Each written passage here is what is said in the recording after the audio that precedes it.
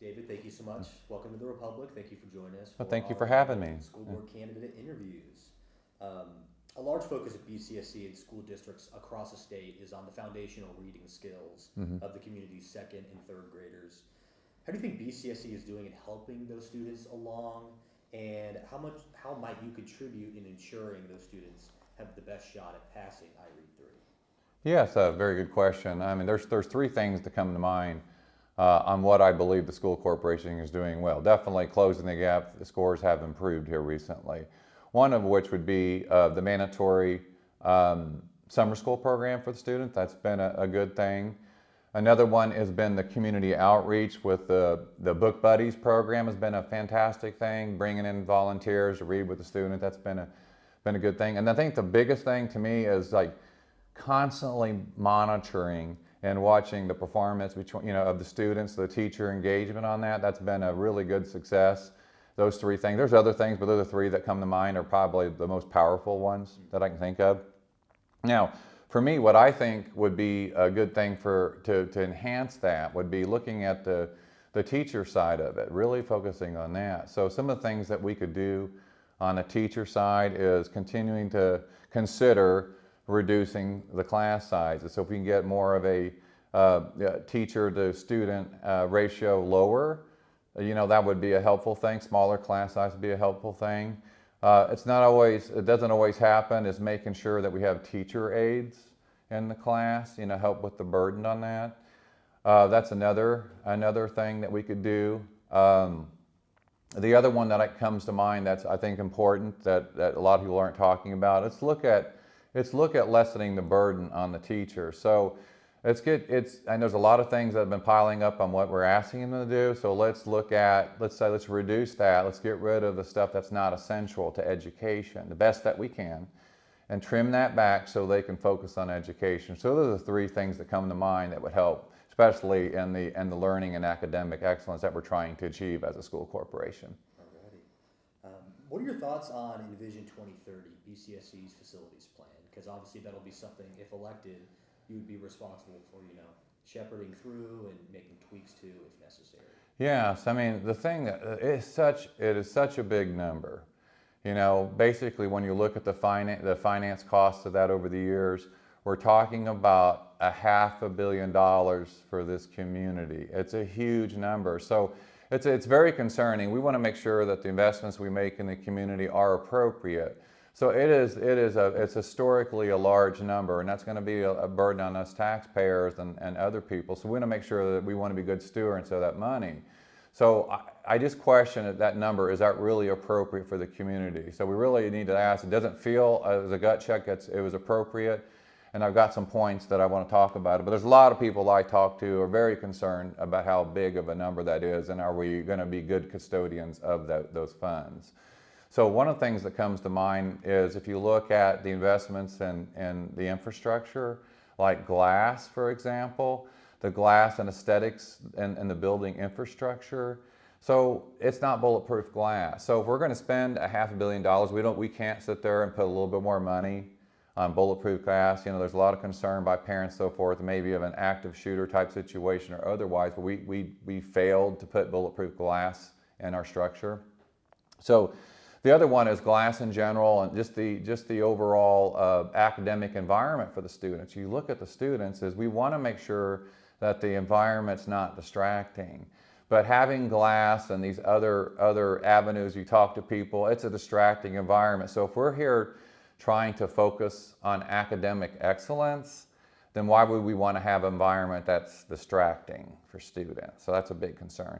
And my final point I would make about the 2030 piece of this is, if you go back and look at the school board discussion about it, the minutes and so forth, and you would think spending $500 million, we would have some kind of accountability on what this is going to do to our academic scores.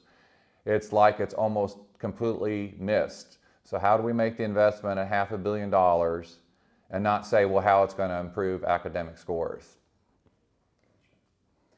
Do you think that teachers are being compensated adequately, and what can BCSC do to improve teacher retention, but also recruitment? Okay, yeah, good question. So So looking at that about being fairly compensated, I mean, you really need to kind of invest in all the stakeholders, right? You really need to engage those discussions, try to get the right answer, and teachers would be a part of that. So another suggestion would be is benchmarking our compensation structure and our teachers and what they do for duties, responsibilities, performance and things like that, and compare that to another school corporation similarly sized or similarly in nature. There's a lot of dynamics at play. It's not always size, but that's usually a good starting point. So looking at that and kind of benchmarking that to kind of gauge that. So that's kind of how I would start with that, is looking at benchmarking and just kind of asking questions, surveying the teachers, and kind of getting a feel for, what that might look like. So that's kind of like a starting point for that. So some of the suggestions that I would have, like that would help with the teachers, some of the stuff really is I call it quality of life matters. So compensation is a part of it, but also quality of life. So we focus on that, but there's a lot of teachers say that, hey, if this would happen, I'd be more happy in what I'm doing. I'd do a better job with these students. So quality of life things would be such as I mentioned a little bit earlier. So looking at perhaps smaller class sizes, looking at making sure we got teacher aides, with each classroom. Okay, making sure that discipline's appropriate. Obviously, we don't want to have any harm towards teacher. We'll make sure that we're administering appropriate discipline in the classrooms.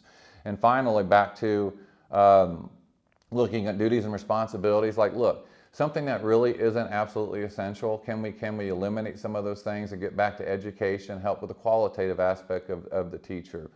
So, and then the final thing I'll say, I do have one more point about that I'd like to make. So when you look at teacher pay, one of the concerns that I have, and I'm hearing about this more and more, is that the administration and perhaps the board have been transferring funding out of the educational fund to operational fund over the years. So if we're that concerned, and I am very concerned about teacher pay, why are we robbing funding out of the education fund and moving it to the operational funds? I mean, I ask anybody that. Why are we doing that? If we're trying to support teachers, why are we taking funds out of that teacher pay fund and moving it to operations? The board has devoted a lot of time in school board meetings over the past 10 months to the accessibility of certain library materials. Mm-hmm. Do you think BCSC has the correct policy in place for addressing these concerns?